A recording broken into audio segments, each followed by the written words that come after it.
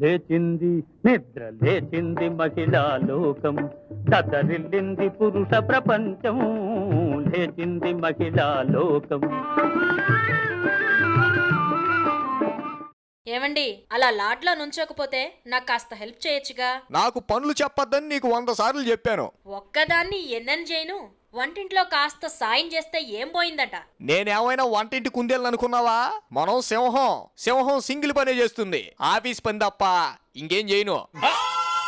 అసలు ఇంట్లో సింగిల్ గా పని చేస్తుంది నేను. పని కాదు, మనీ ముఖ్యం. నెలకి 50,000 తెచ్చిపోస్తుంది నేను. అంటే ఇంక నా పనికి వాల్యూ లేనట్టేనా? మన ఇంట్లో మనం చేసుకునే పనికి కూడా లెక్కలు కట్టాలా చెప్పు. ఆ డొంక తిరుగుడే వద్దు. ఇంట్లో నాకు హెల్ప్ చేస్తారా లేదా?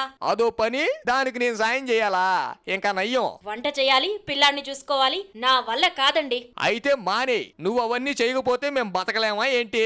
పేమెంట్ ఇస్తామంటే పని వాళ్ళు క్యూ కడతారు.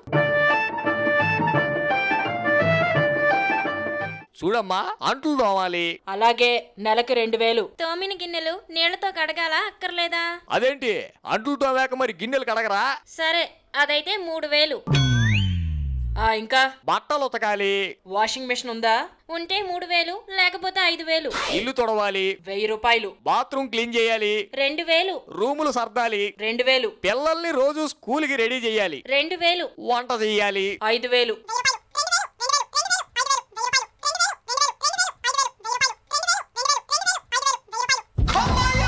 అయ్యి బాబోయ్, అన్ని పనులు కలుపుకుంటే 60,000 దాటిపోయేలా ఉందే. ఇంకో condition, Sunday, second Saturday holidays మాకు. పండగలకి పబ్లిక్ హాలిడే. మీ పని మీదే. అబ్బో, మీరక్కర్లేదులే అమ్మా, మా ఊరు నుంచి పని మనిషిని తెచ్చుకుంటాను.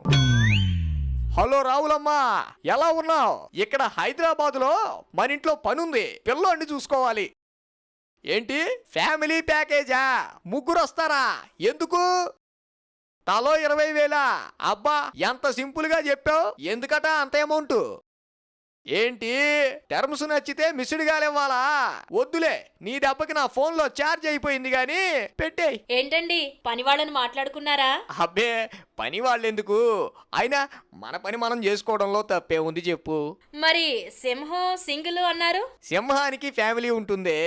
నీకు నమస్కారం, ఏం చేయాలో చెప్పు.